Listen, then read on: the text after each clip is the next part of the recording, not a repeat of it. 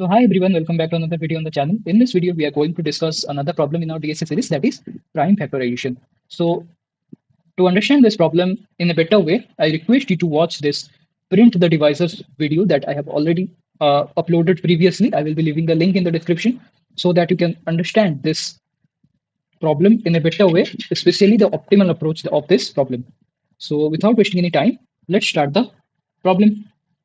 So our input will be basically a number, and our output will be a representation of the number in terms of prime factors of the given number. So if we have 30 as the number, we have to represent 30 in the form of its or the product of its prime factors. We have already done it since our childhood days when we had the prime factorization problems in our mathematics. So basically, we have to rigorously divide the number by a particular divisor until that number is no more divisible by that particular divisor anymore. So what will be our brute force approach? We will start the proceedings from I is equal to 2 because 2 is the smallest prime number.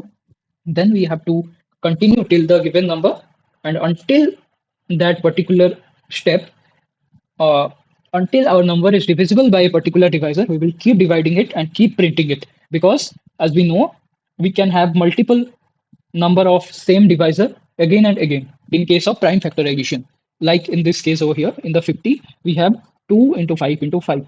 So we have multiple 5s because the number is keep getting divided by 50. So in this case, if we take something like, let's say 32, it is a, as you know, 32 is nothing but 2 to the power 5. So we will get the output as something like 2, 2, 2, 2, 2, because it is getting divided rigorously by the number 2. So it will not require to go into any other step to get the prime factorization. Here it is completely divisible by 2. So the divisor 2 is enough to represent the number in terms of its prime factors. So that is why we have the while loop over here, because we have to print the number or the divisor any number of times as long as it satisfy this given condition. So the demerit of this brute force approach is that it takes big O of n time complexity. Can we do it better?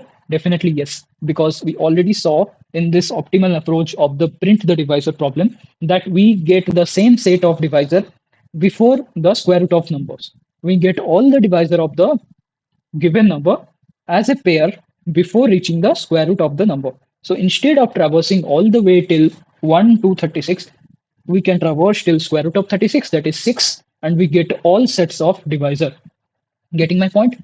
And inside this divisors, we also get the prime factors as well. So in case we have to print the prime factors of 36, so it will look something like output will be 2 into, when we divide 36 by 2, we get 18, which is again divisible by 2. So we write 2. When we divide 18 by 2, we get 9. And 9 is not anymore divisible by 2. So we move to 3. So when we divide 9 by 3, we get 3. So 3 is again divisible by 3. We get 3 by 3 is equal to 1.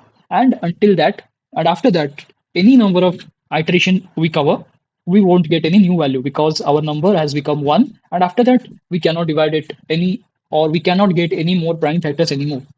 So what we can do is that we can traverse till square root of n instead of traversing till n.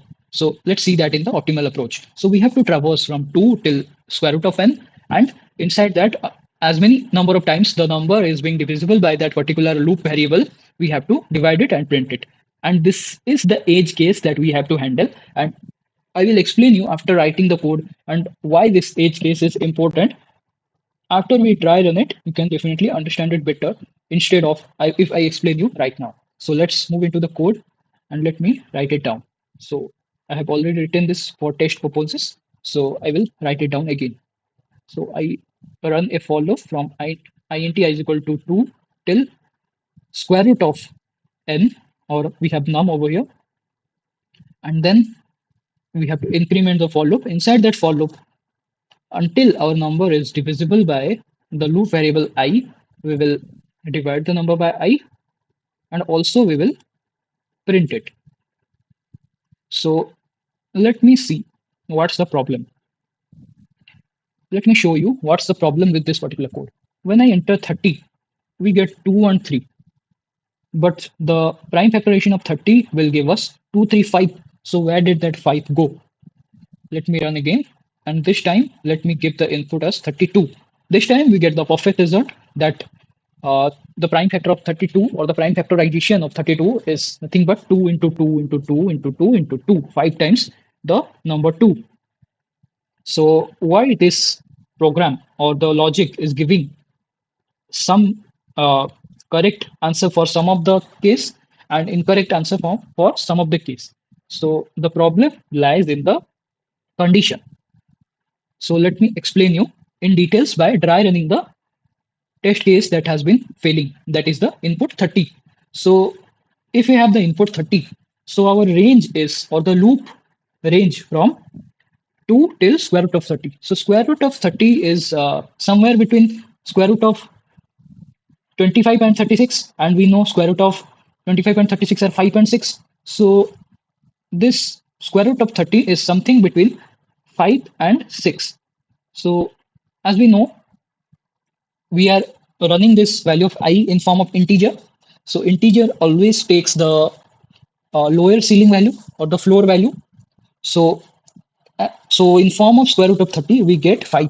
So our loop is bounded by 2 till 5. So 5 is the upper limit. So we can only traverse this particular case. I is equal to 2, I is equal to 3, and I is equal to 4.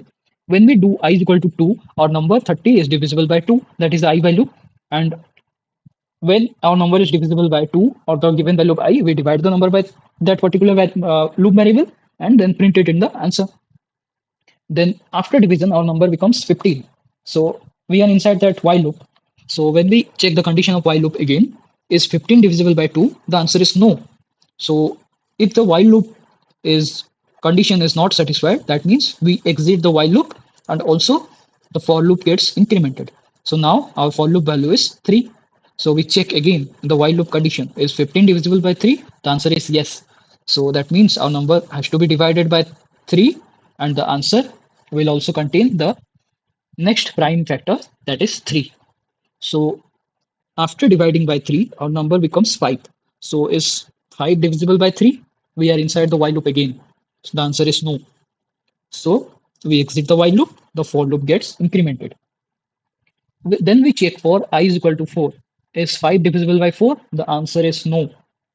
So the for loop is or the while loop is terminated and we are out in the for loop again. Then when we try to increment, when we try to increment I is equal to 5, the condition is failed. This particular condition is failed because we are traversing till square root of n or square root of num. So we are traversing from 2 to 5, where 5 is the upper limit that is non-exclusive. So we have to traverse 2, 3, 4. We cannot traverse this particular condition that is I is equal to 5. But our number is still not is equal to 1. So we have one more prime factor remains. That is the number itself. What is the number? That is 5. So the number itself is the next prime factor that we are trying to get. So that is the case over here. In some case, if our number is not is equal to 1 after the for loop is being terminated, so we just have to simply print that particular number because that is our last prime factor. So I think you got the idea that after our for loop is exhausted, we have to check if the number is not is equal to 0. That means one more prime factor still remains, and we have to print that prime factor to complete our problem so that this algorithm pass all the test cases. So let me run again and give me input 30, and this time the output is perfect. And this is the particular algorithm that I was trying to explain. So that's it for this video. And if you have any doubts, please let me know in the comments. I will try to solve them out. And we will meet in the next video. Until then, keep learning and thank you.